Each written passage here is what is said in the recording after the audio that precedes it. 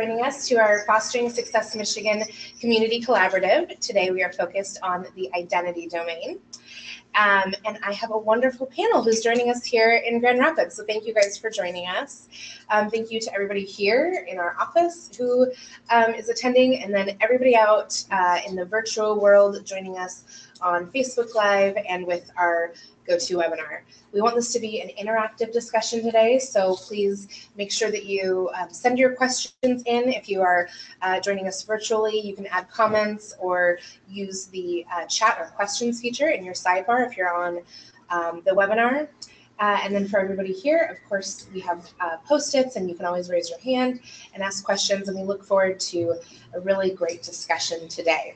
So before we get too far into this discussion, I want to introduce my panelists. And so I'm going to go ahead and start on this end and do introductions. Hello, everyone. My name is Bree. I'm a current senior and CETA scholar at Western Michigan University, and I'm happy to be here. Thanks, Bree. Hi, my name is Lakila Whitaker. I'm a campus coach with the CETA Scholars Program at Western Michigan University. Hi, everyone. My name is LaShantel Carson Pops. I am a recent graduate of Grand Valley State University. While there, I had the opportunity of interning for Fostering Laker Success, and I actually experienced foster care, so I'm here to tell my lived experiences. Hi, I'm Jessica Campbell. I'm the Independent Living Skills Coach at Grand Valley State University, working with the Fostering Laker Success Program in partnership with the Center for Women and Gender Equity. Awesome. So again, I'm going to remind our panelists to speak up just so that everybody can hear us. But we're really excited to have all of you. And like I said, we're here to talk about the identity domain. And part of how we frame the 7 life domains is that, really all of the domains that we speak about are quite interrelated. And I think identity is one that, really is very intersectional with all of the other domains. And so when we do work around promoting education, access, and success, it's also important that we talk about identity as part of that and how students, one, see themselves as students. And I think particularly for students with experience in foster care, really see beyond sort of just the experience of foster care into not just what is happening now, but what could be happening in the future, and how they want to develop themselves in the future and who they really want to be in the future. So thinking about that, I would love to hear from each of you how this domain, the identity domain, really influences your life experience or your current work. And I will start with JC, and we'll work back this way. Let's see. It influences my work through the programs that I put on. I really want the students to be able to explore their identity, to be able to explore who they want to be. Just recently, we hosted a hustle and ballroom class where they were able to see if they liked that dancing. There were some instructors there that kind of led the lesson, and then there was a little bit of freestyle. So they had the opportunity to see, is this something that I like? Maybe they didn't have an opportunity to do that before. We also have a few events about healthy relationships. We got cooking classes. We have all these other programs that fits into the other domains to help them figure out what it is that I like, what I don't like, and try to kind of help with a better understanding. As I stated before, I am a student that have experienced foster care. So I had a rough road getting to that graduate point. So it, being a part of foster care or having to experience foster care, experienced my life in a way that I would say I had trust issues. So building those relationships and making those connections during undergrad was definitely difficult for me. But I got to the point where I felt comfortable with that. So I think that making those relationships is what helped me get to that graduate point. But I would say that that trust aspect of experience in foster care.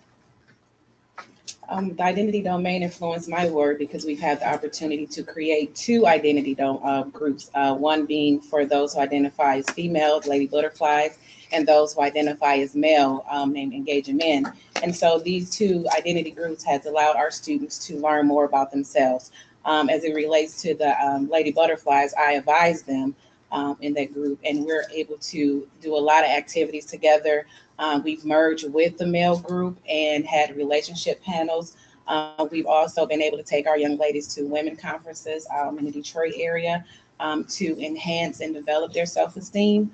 We've also been able to build sisterhood and camaraderie amongst the groups too. And I think that helps them shape into who they are and who they're trying to become. Kind of going off that, as the vice president of the Lady Butterflies organization, I think who I am and my identity influences my ability to graduate, as she stated. It's definitely helped me on that road, and at times where I've lost my identity or struggled with it, I had that group to be comfortable and admit those things and have them to support me in finding that.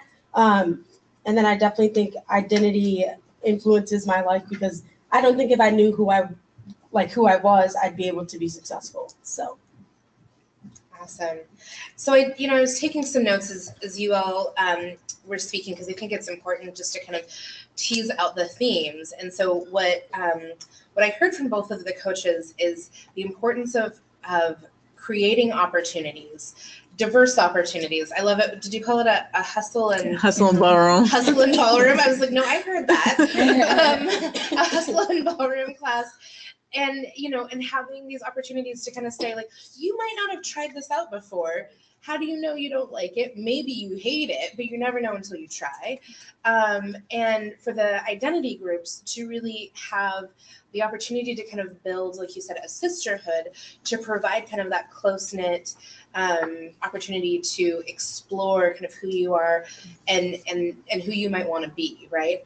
And I think with our graduate and our soon-to-be graduate, both of you kind of pulled that thread of getting to those goal points for you, took relationships that helped you to be able to see yourself at that goal point. So getting to graduation really takes those relationships that kind of help you see yourself as a graduate, as the student who has accomplished, and is maybe more than kind of sometimes you can see yourself, where you kind of said, when I lose myself, I have this group of people who can kind of pull me back. And I think that that's really important. And it's one of the unique opportunities that we see in post-secondary education, giving students time to explore kind of in different ways who they are. And I think it's one of the pieces that we really believe is an advantage to being part of a campus support program, of course, is you have coaches and peers who can help you work through those pieces.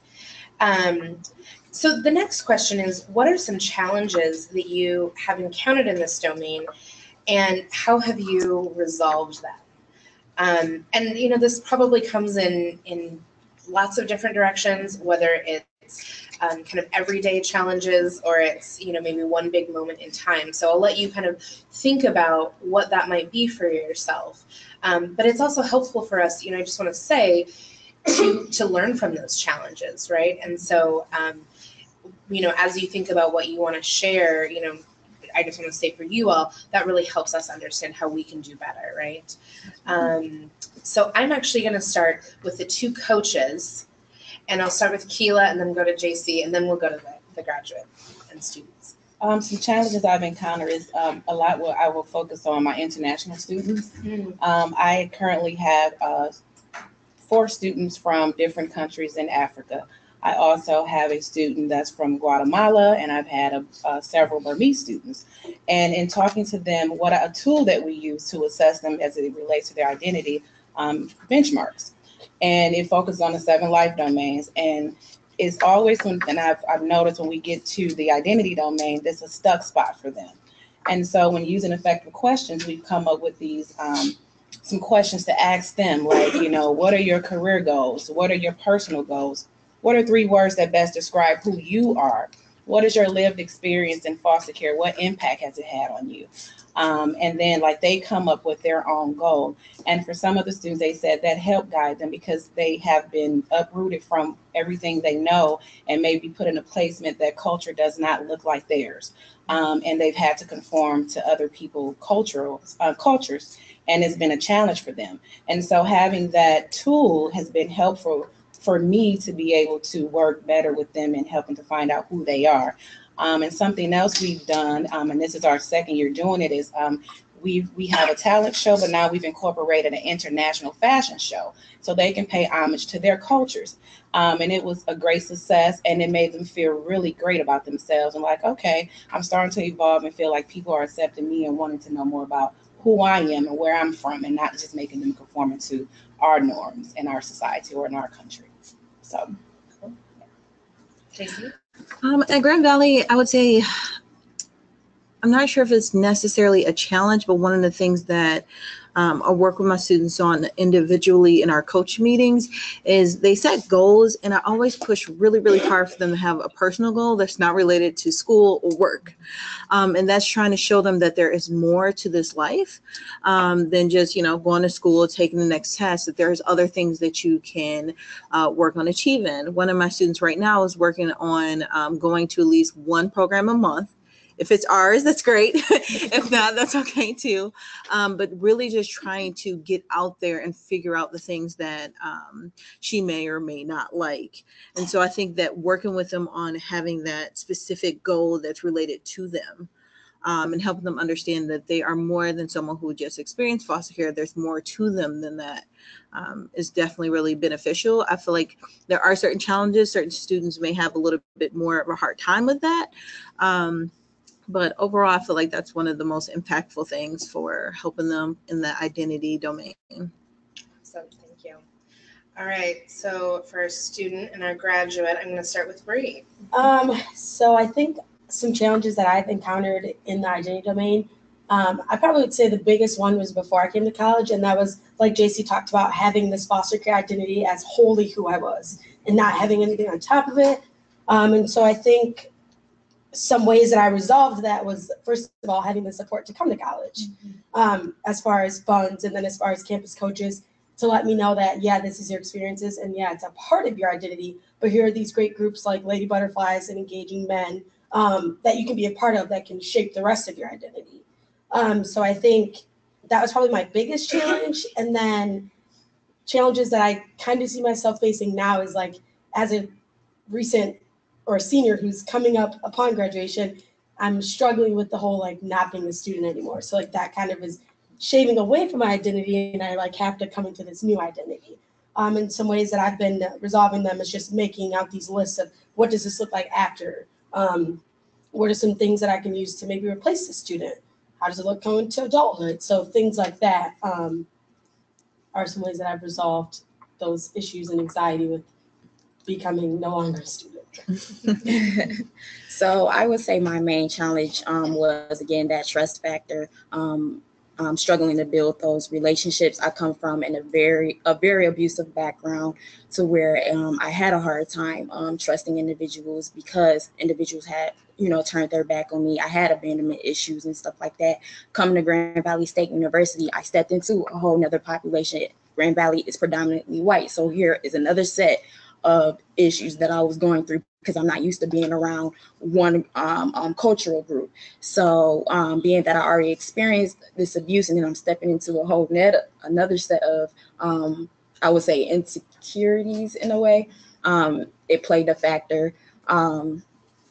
And before I came to Grand Valley, or when I came to Grand Valley State University, we didn't have the Fostering Laker Success Program. So I was not provided with those resources like how other students are now provided with. So I had to literally scramble, meet this person, meet that person. Again, trust factor. I was a full independent, so I was taking care of myself, working full time, going to school, while trying to build those relationships and stuff like that.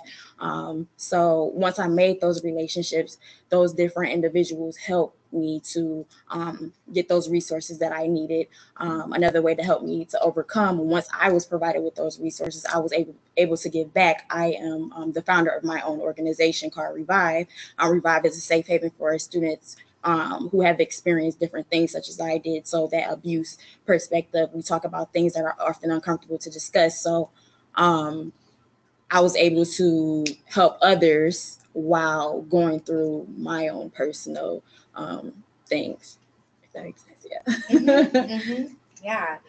Yeah. So again, a couple of the threads that I heard, from the coaches, both of you talked about helping students find other ways to explore who they are outside of foster care, right? Inclusive of understanding that foster care is a significant experience in their life, but really going beyond that into, so tell me about who else you are.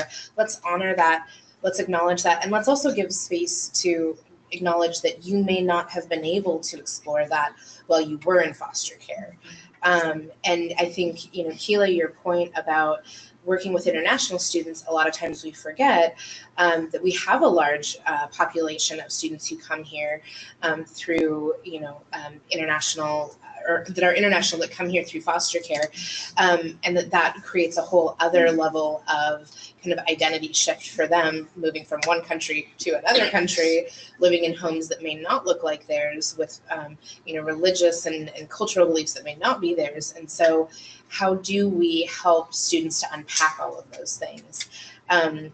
And JC, I love the thought about how students, you know, helping students make a goal that is not about work, that is not about school, that's just about you, you know. And I think sometimes it can be really easy to distract ourselves with the things that maybe seem like we can problem solve, like school and work. It's much harder to problem solve people and who we are, right? And so that's really, really cool that you encourage and support your students in doing that.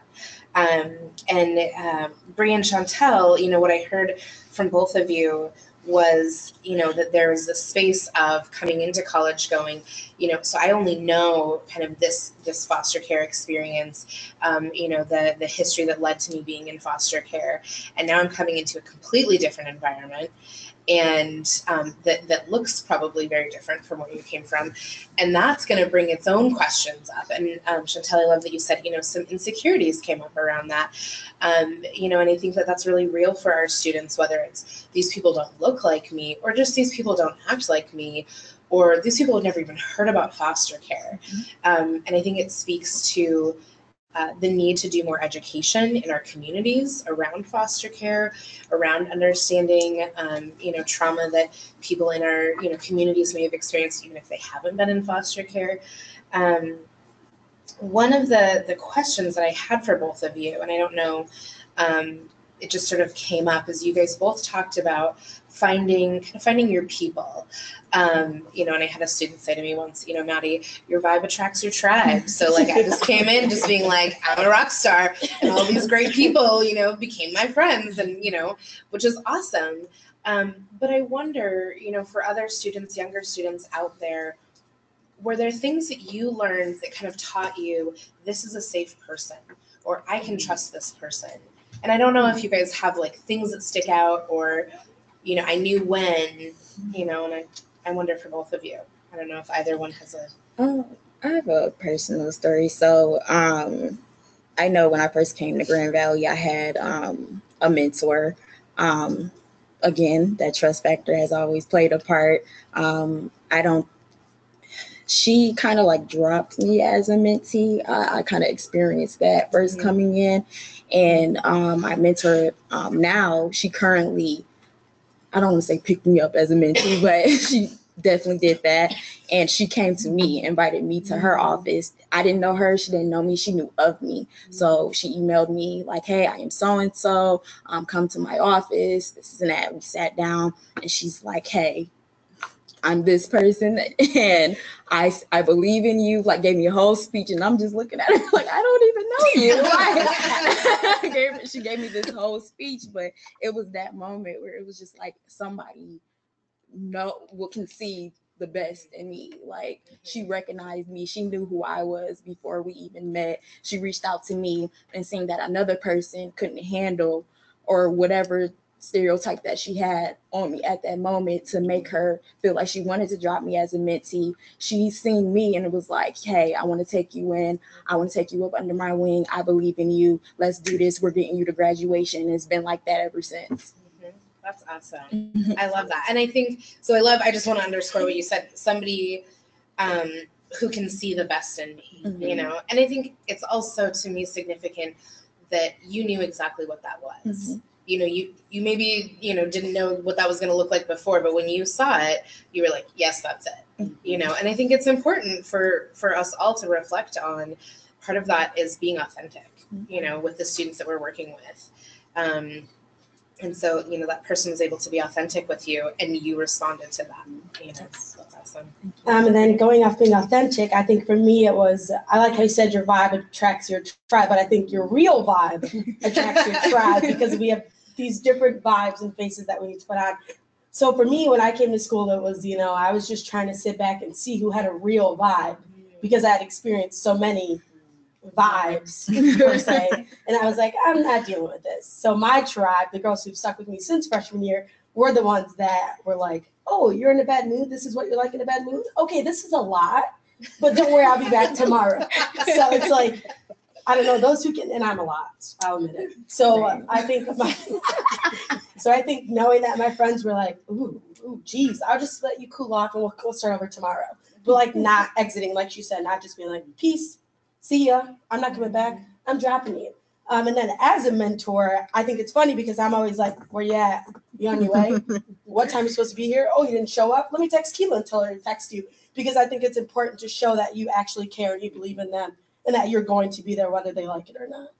And so, you know, Bree, I love that you talk about authenticity and that it's the people who continue to show up even when you're, you know, being a grouch that day and, you know, being a lot, and which we can all be, right? And so the people who maybe give you your space to cool down but come back tomorrow, and I love how, you know, reflecting on your own now being a mentor, that for you it's really important to be persistent, to really go after your students, to show them, you know, no, I'm not just going to let you out there flounder. Right. I'm really going to show you that I care and maybe do a little light stalking, it sounds like. I think she learned that from you. So this is my coach, everyone, if you can't tell. But, well, I was about to say, actually, an example. My first 2 years, I was trying to find my identity in all these other things on campus, sororities, all these things that everyone kept telling me, Bree, that doesn't seem like you. And I'm like, whatever, it's who I am. Obviously didn't work out because it wasn't who I was. 98 girls screaming. I don't even like one girl. So I'm like, okay, I don't want to do this. So this whole time she's texting me, come to Lady Butterflies. This is me. I'm busy. I have homework. I really don't want to. For 2 years, I'm like, please leave me alone. But I'm not. And then finally, beginning of my junior year, I'm like, you know what? Okay, I'll come see what this is about. And so now I'm the vice president. It's my second time. So it's like, it takes that. Like sometimes it just takes a little where you at. Maybe 2 years is a long time, but it's okay. As long as it takes. As long as it takes. So Chantal, did you add something? Yeah, so also what I'm hearing while she's talking, like along with authenticity, am I saying that right?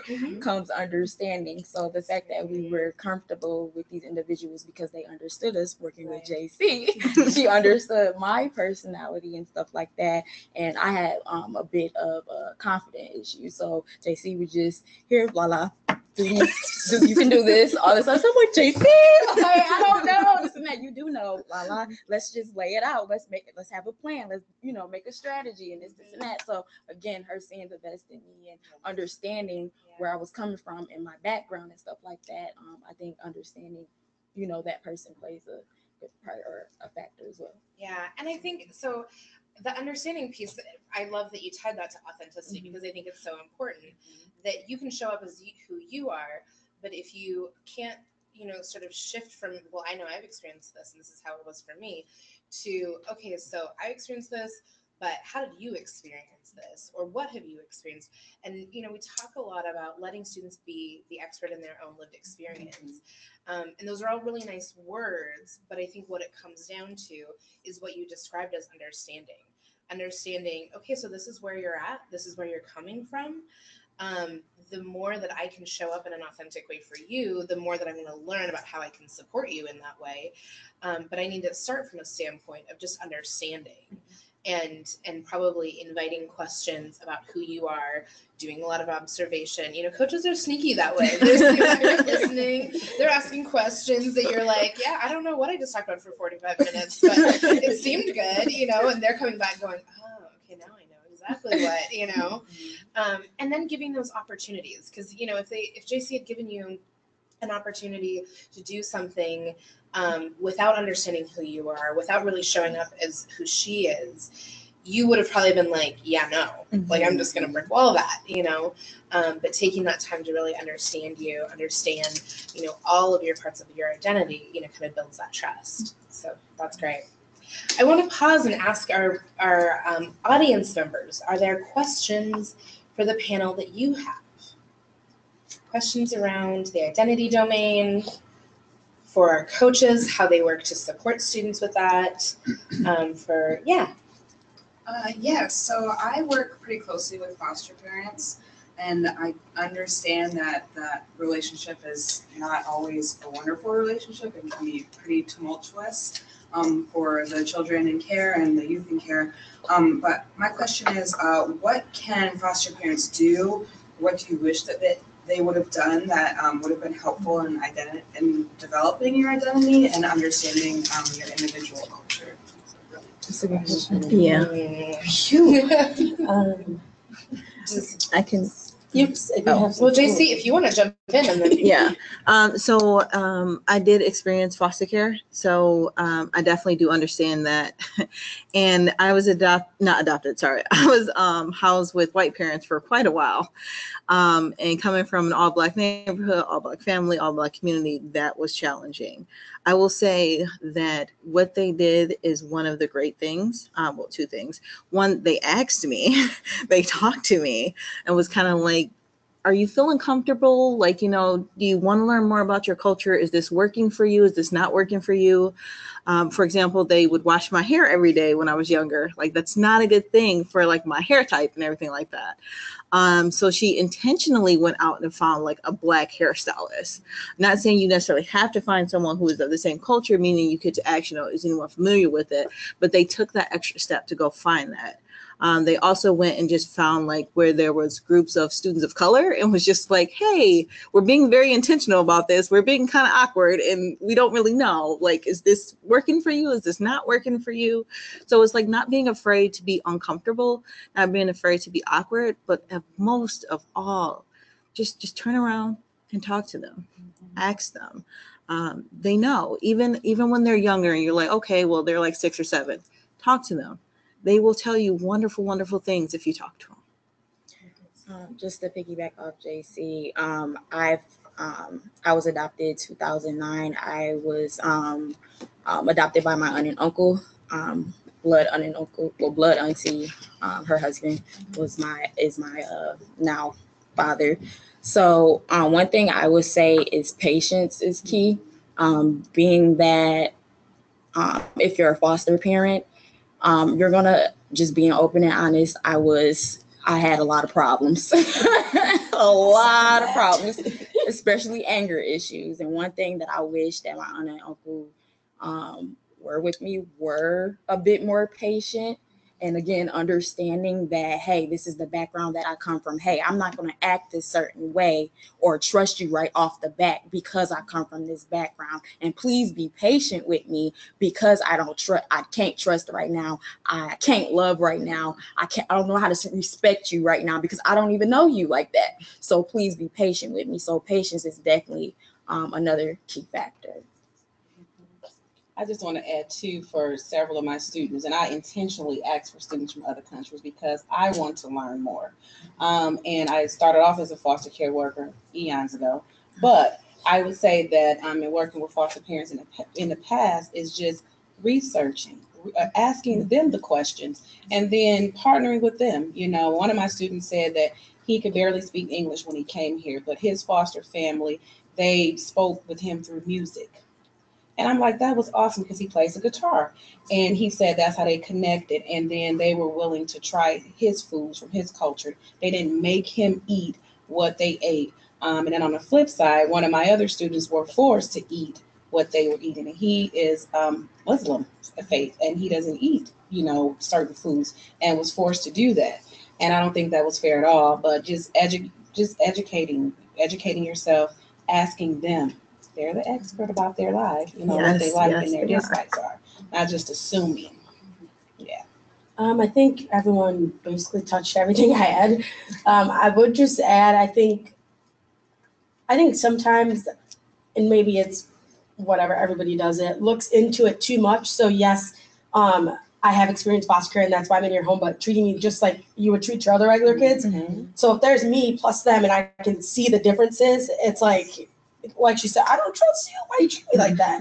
Why can't I be upset and angry because I'm a 16-year-old hormonal, that's what 16-year-olds do. They're upset and angry. Like, why does it got to be? Because I experienced foster care. Like, so asking those questions to figure that out, but also not jumping to that always because of your experiences and just saying, sometimes I was just mad. I don't know I was mad. So it's like giving them a chance to be a normal kid.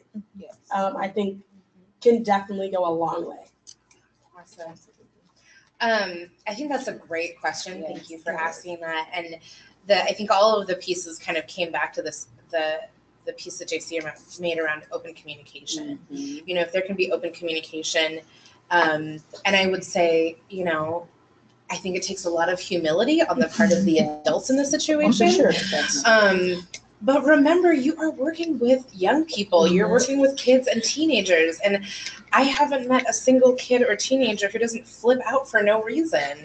It doesn't matter. It doesn't matter what your background is. There are times where you're like, this is completely irrational behavior, and then when we think about ourselves, we're like, yes, and I had moments of completely irrational behavior at times that were just like, what's going on, and so I think it's important to have that open communication, to sort of check in frequently. And I think it's really important to think about what's earned and that trust is earned, love is earned, respect is earned.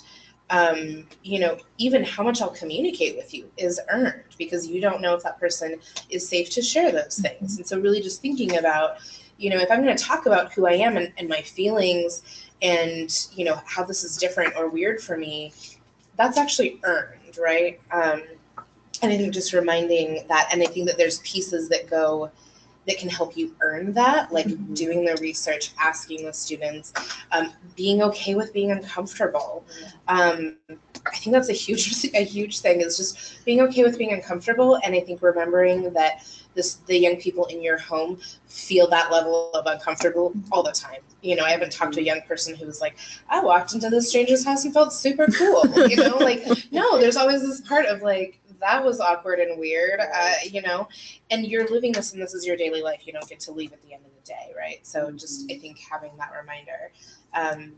And one of the pieces that you reminded me of, Bree, is, we talk so much about person first language. So we, are really deliberate in saying students that have experienced foster care, because we want to be sure that we are remembering we are talking about students first. And that when we are working with our students, really the objective is, what are your education and career goals? How can we support you? Not what is the foster care history here and how does that influence your education and career goals? And that's why we don't put foster student, and why we put foster care at the end. And so I think sometimes just even paying attention to our language. I think when I've asked other students, a lot of them were like, yeah, it was just easier if I could call my, foster parents mom and dad or my parents rather than being like, these are my foster parents, because it just set me apart one more time. So I think thinking about the language that we use is really important. Yeah. Oh yeah. One more thing to add as a foster parent, I would say don't be afraid to show your vulnerable side. Don't be afraid to show your lived experiences so that other person or so your child could feel comfortable and not feel crazy and stuff like that. Because one thing that I will also say that I feel like would have happened early on with my aunt and uncle, I wish they would have sat me down and would have been like, hey, I went through X, Y, and Z. Later on down the line, I found out abuse was generational. So I was thinking I was crazy the whole time. Don't be afraid to open up and talk to he or she yourself. Thank you. Yeah, I'm just curious because we've talked a lot about, as you've approached graduation and made graduation and within the foster home. I'm curious though, what would you like to say to teachers as you were experiencing foster care within the system? What kinds of things can I, as the department person, help educate schools around? What can you share with us, with me, so that I can help make it better for other kids. And you're thinking like K-12 schools, Yes. right? Right. Yeah, okay, that's helpful. Anybody want to take a first jump at it? I guess I can. I don't know if there's anything specific that my high school teachers did. Also, not sure if they were even aware. Maybe I just got lucky, but I think just ask, like, sometimes I would have trouble with math. So he's like, oh, there's a tutoring session. You should go. Like, I might be there. Like, is math something you're good at? You know, can you do your homework at home? Like, just kind of like not investigating to the point where it's like, okay, why are you talking to me? Like, asking all these questions.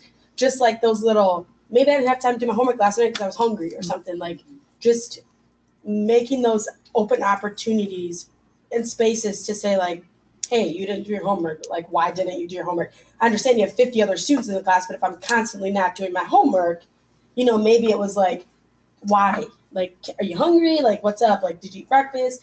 Like, you can't get to school on time. What's up with that? I guess kind of just, and I mean, there's counselors, school counselors for that too. So at some point it was also taking my school counselor, but if my teacher wouldn't have never said anything, I would have never said anything.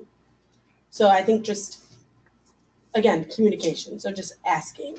Or just going back to being very authentic, opening up, sharing your personal, if you feel comfortable. But I just know for me personally, that really helped in those relationships when an individual sat me down and was like, hey, I see you. This is what happened to me. I know what you're going through. This is how I got out of it. And not just making it a dominant relationship. Like, I'm the teacher, you're the student, this and that. No, take time to understand me as a student. It comes to that for me. JC and Keela, do you have any thoughts or, I mean, you're coming from higher ed. Are there things that you kind of go, man, I wish your high school teachers had talked to you about this or done this or sort of laid this foundation because that might have been helpful? Bring them to college as early as possible for a visit. I would definitely just say getting them there as early as humanly possible. Even bring that kid who is not doing as well or a bit disruptive. Like, just bring them, you know, we'll figure something out. Expose them as much as possible. Yeah, and if you know that they fit our population, same thing. Just, you know, we do have the programs at the different campuses. You can always call us, see if we can come there, either way. But just expose them to higher ed as much as humanly possible. Just ditto what she said. You know, I think when it comes to that student, to, you know, the one-on-one level with the student, I think it's interesting that you know, Chantel and Bree, you guys both shared things that are very similar to advice for foster parents.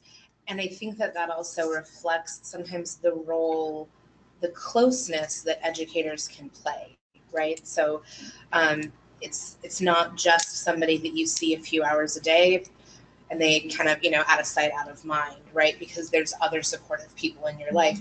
Educators may actually play a really significant role in your life, and may be able to be somebody who's safe in your life in a different way than a caregiver is, even, you know. And so I think it's one of those pieces, you know, as I hear you giving that advice, like, you know, giving these opportunities to understand the student, understand why some of these behaviors or things might be happening, you know, and helping students to feel comfortable, sharing similar experiences. I think I would just say, you know, it sort of underscores the importance that our educators play and the influence that they have on that life trajectory, right? And so it's a big role, I think, for an educator when they think about, hey, a student actually might be having the most face time with you than anybody else in their life, you know, and you might actually know more and understand more and see more about the student than anybody else in their life consistently. And so there's definitely a high bar of what they actually, you know, can influence and offer students. And I think the exposure to opportunities, and that I like that you said to all students, it doesn't matter if they're, you know, the student in the back of the class, you know, kind of being obnoxious, that it's important to offer those students exposure as well. That's great. Other questions? Do we have any questions out in the Facebook Live or webinar land? Nope. Okay. Oh, yeah. I have a question. Obviously, I work in admissions, and part of the work that I do is I have to reach out to students, high school students, and so this is all new, for me. And so I was wondering, what kind of coping strategies were you utilizing to deal with the stress of the life situations, the situations that you were dealing with, that help you keep your eyes on the target to graduate from high school and that help you enroll in college? That's so coping strategies and school work life balance and helping you keep focused on that ultimate goal of graduation. That's you. I'm thinking. So I mentioned this early on. Like I said, I started my own group. So what kept me focused was I would go through a lived experience, but helping somebody else helped me to get through that experience. So talking about the things that I was going through, a lot of stuff that my group talk about, like suicide, domestic violence, rape, and all that other stuff is not easy to talk about. So talking about those things, working through those things helped me to heal, which also helped another student to heal. So that's how I coped with a lot of stuff. I think school maybe was my coping mechanism after somebody was like, "Oh, you can do this." I'm like, you know what? I can do this. So I think it was school and probably work were both of mine. I don't know if you call those healthy or not. But another thing that helped me keep my eyes on the prize was the teachers around me that like showed their college spirit. Oh, College Friday, we're in college. Like 3 of my favorite teachers graduated from Western. Now I didn't want to go to Western because my sister graduated from here. Here I am. It like just seeing them like show off to me, like, hey, did you get that thing in yet? Oh, you're gonna be a Bronco. Like just hearing those little like, and maybe they weren't on purpose, but like just those little jabs of like, you can do it. I'm gonna see you there. Come back and visit me after. Just stuff like that.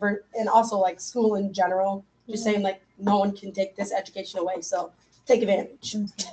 Were there things now that you're in college and Right. almost toward the end? Were there things in college that kind of helped you or are helping you get to that end goal? Definitely Keela.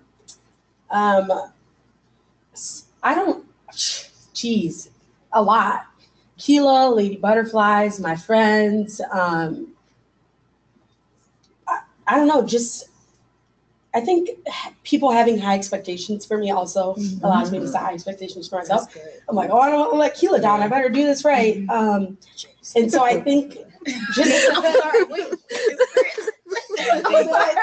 having like the person who's there as your personal cheerleader, definitely. And I mean, I'm pretty hard on myself. So even having her there when she's like, a B, really? You're sitting in my office crying about a B. So I think just having her and overall the Seed of Scholars program, offering all of those opportunities, the galas, the elegant dinners, just like treating me as a human who's worthy of like support. And here, this is how you use a fork or whatever. I don't even remember it. But just going and having those opportunities definitely like keep your eye on the prize and graduate so you can do this for someone someday.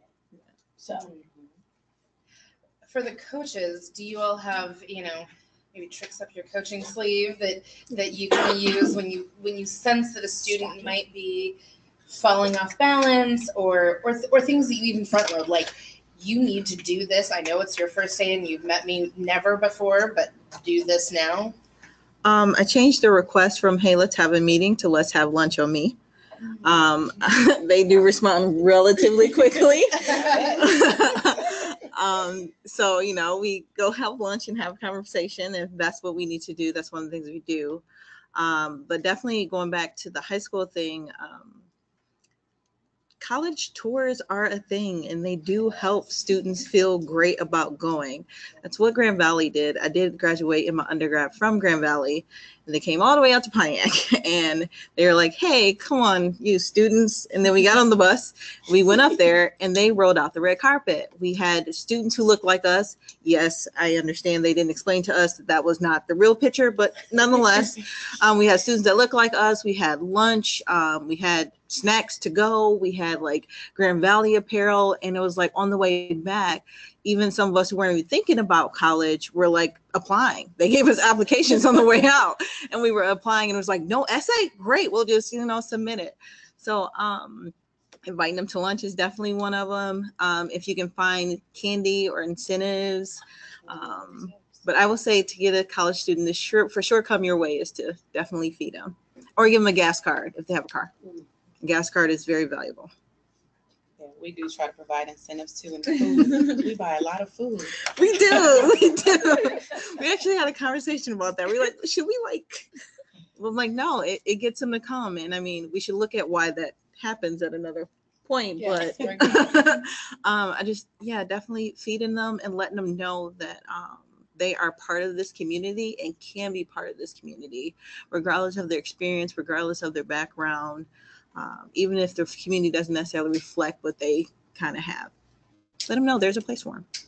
And it doesn't just have to stop at like undergrad. Like we're still, this is my Sherelle in the back, one of my cheerleaders. So it's like I have an ongoing relationship with people that I made relationships with. So we don't have to just stop at undergrad. Like when you graduate, like continue that relationship off being authentic, being intentional. That all falls into that ongoing relationship. Yes. That's what I was going to say, though, too, just being authentic. And that's how I am I feel with all of my students. And I do have a strong personality, but in a sense that my sense of humor balances it out. And so Bria and I have a really unique relationship, and every relationship with all of my students are different. They're different. And I know how to partner with them in certain ways. And people keep asking, what do you do? I don't know. I just feel that it's my gift. And I continue to try to share my gift, and hopefully I'm passing it on to my students, which I think I have in many ways. But just, I think being that personal cheerleader for them and listening, even though I talk a lot, I do take time to listen. Because sometimes the students say, I don't want your advice, Keela. I just need you to listen to me. Gotcha. And we do just that. And that's how I build trust with my students too, too. So. And that's how we have that great rapport going on, because they can trust me. Absolutely. And that typically happens on the first meet. I don't know why. It's a gift. Jump right in. Yeah, jump right in. I think, so this is talking about coping strategies and balance. To me, it's one of those things that's always ongoing. We know as professionals, we don't just like, oh, I checked the box of self-care today and moving on. It doesn't work like that. And it doesn't work like that for our students. And I would imagine that, that you all have found ways and probably maybe tried things that didn't work, but found ways that work, found things that kind of work ongoing.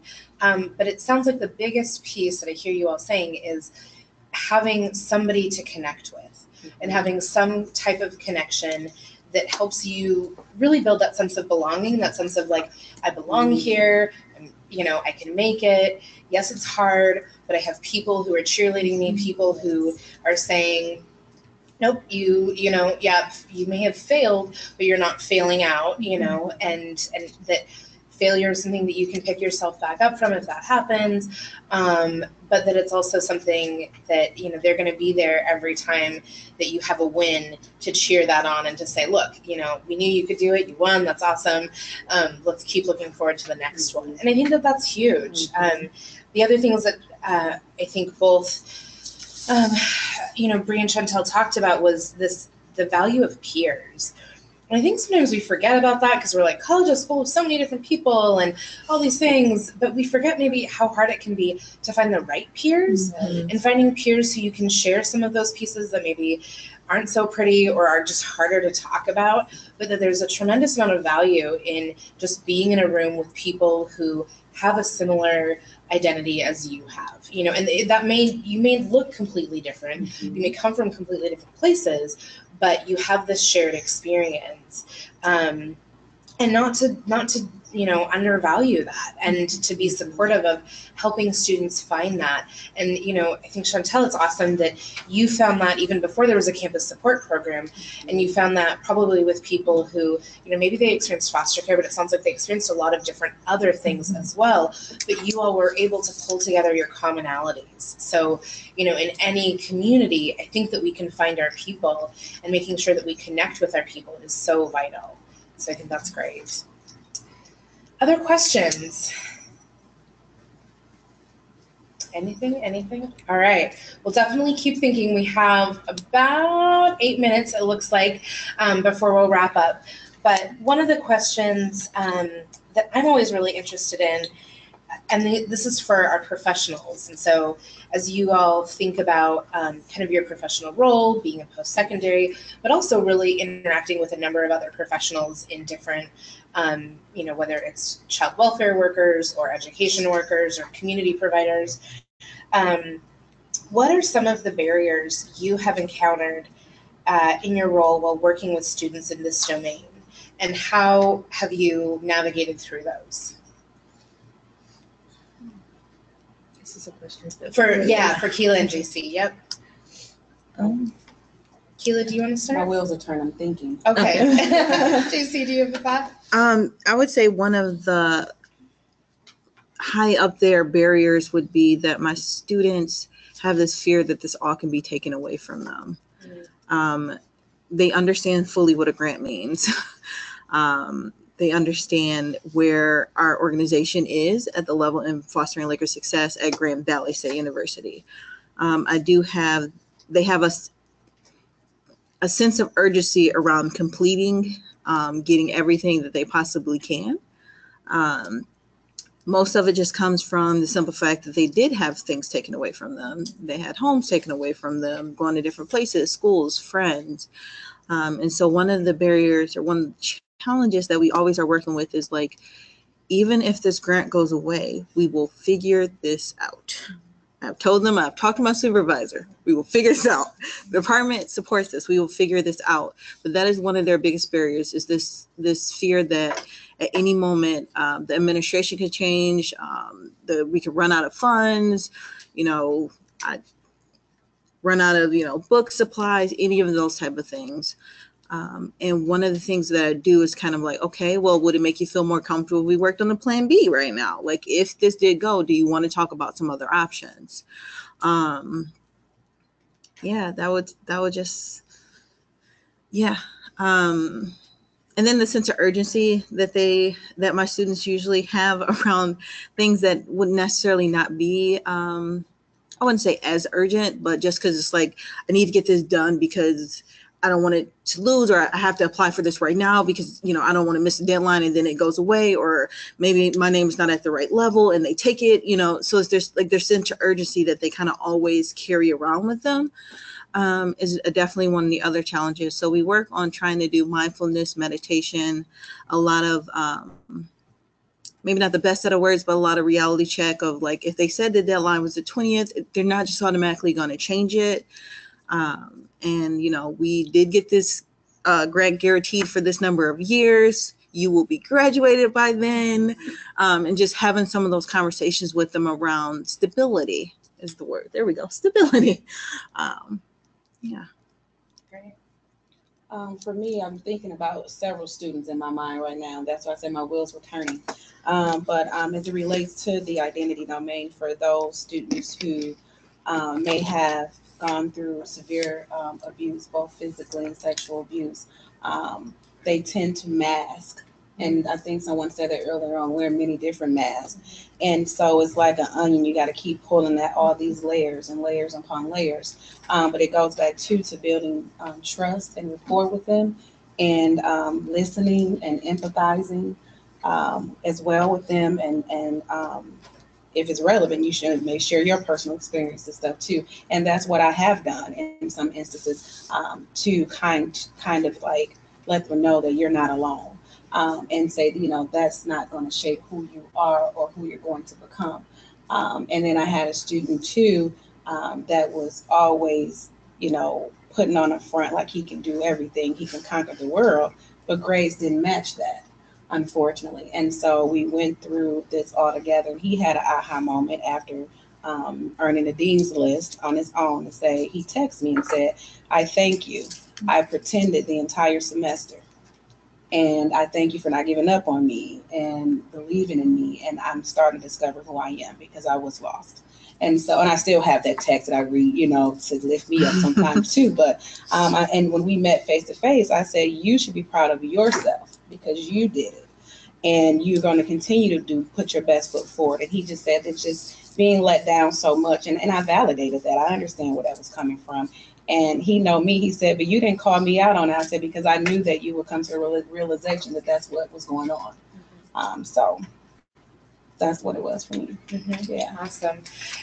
So I really appreciate kind of the two different directions, recognizing that I think within our systems of education and child welfare, we have a lot of initiatives, even things like FSM, where it's like there's grant funding, and that we are working with people that their life can't just be grant funded, right? And so their goals are going to be longer than maybe our grants. And so how do we help students find stability, particularly when that may have never been something that was part of their identity?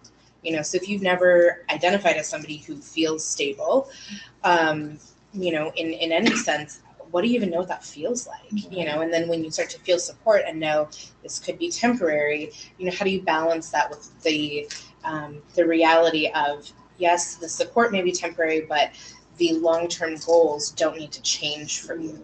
You can still achieve those, and there are larger systems at play. And, you know, I really like kind of the framing the sense of urgency that happens for students. That's something that I have often observed within students that I've worked with, where there is a sense of urgency, whether it's to accomplish these things or to get beyond this space. And I think sometimes that comes from, you know, now I finally have opportunity. I don't ever want to miss it. You know, I don't want to miss my window. And so it's helping students understand opportunities will continue to come up, and this is a long game, you know, here. And then that takes time, you know, it takes multiple experiences of continuing to see opportunities come up. But, you know, mindfulness meditation, and I like the reality check. I think the reality check is real. And, you know, Keela, it sounds like that's part of your approach too, is like, you know, I'm going to sit here, I'm going to hear what you have to say. I'm also going to help you understand kind of the larger reality that might be going on here. And I think with that, you know, so our students throw up barriers. Sometimes they don't even mean to, you know, and the masks that students may be wearing, and how you help students take off their own mask, because you can't go in and say, I see that mask you're wearing, I'm going to take it off. You know, like that's just not going to work. It's not going to be okay.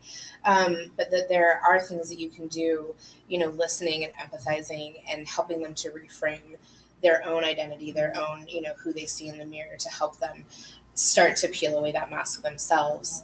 And then really giving the students ownership of that success. You know, every single success students worked for and owned. It's not something that anybody else did for them. And recognizing that, I think, is super important. Yeah. Being the Foster and Laker Success intern, I would say another barrier was, and I'm sorry to put this input in, but it's burning me up inside because I have to speak for this population of students, is that the one thing I struggled with is the restrictions on the grant. So not everybody got those resources. You had to be a certain age, you had to do this, you had to do that. We are forgetting about the students that age out of foster care. We are forgetting about the students that are adopted. I was adopted. I was not able to receive everything. So because of that, you know, my cheerleader and my favorite person over here, they're working to raise more money for the program.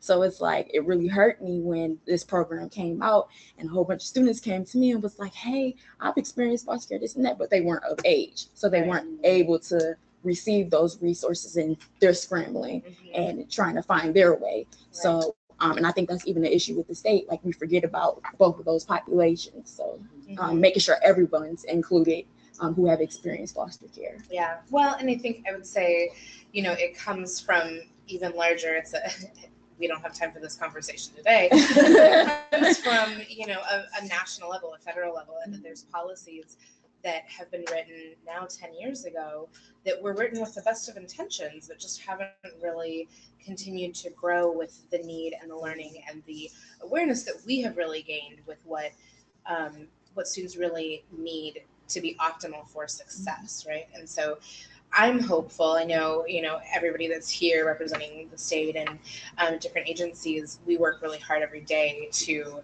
try to raise up that, exactly what you're saying, students who have been adopted still need that support. Students who, are older than 21 still need that support. And, I think we're making inroads there. And in the meantime, we do have to do the side hustle to figure out how we support those students. And what I think it means is a lot of our programs just continue to support students and not get paid for it, which is why I'm always like, campus coaches have one of the hardest jobs around. And, I'm hopeful that one day that won't be the case. But thank you for raising that because I think it's really important. So we are actually a little bit over time, but I want to ask one last question to kind of close this out. And that really is kind of this magic wand question for you all. So if there is one thing that the folks in this room who range from, folks with experience in care to professionals to people who work with foster parents, people who may be foster parents themselves, folks in education and child welfare, if there is one thing that you would like them to do to help students with experience in foster care, develop a positive identity, what would that be? Just, kind of one thing that folks here could do, and maybe you won't hit everybody, but, something that they could do, or, maybe something to think about as they go out into their world and work of practice. Oh, goodness. I know, that's a question. One thing they could do to help them. Remember that their foster care experience is only part of their identity. It is not the causes of all of their behaviors or their challenges or things that are going on inside of them. So, Keela, do you have Maybe I would say learn, if you do not have it, cultural humility. That's very important to me. And so I would just say learn it, or if you maybe get trained in it, because we have beautiful trainings out here. Cultural humility, 2 words. I think I would say to practice empathy, not sympathy. And youth who've experienced foster care can know the difference by body language, your face expressions, the way you approach. So just practice empathy, not sympathy, because we have enough people that feel sorry for us. So Yeah. that everyone could do.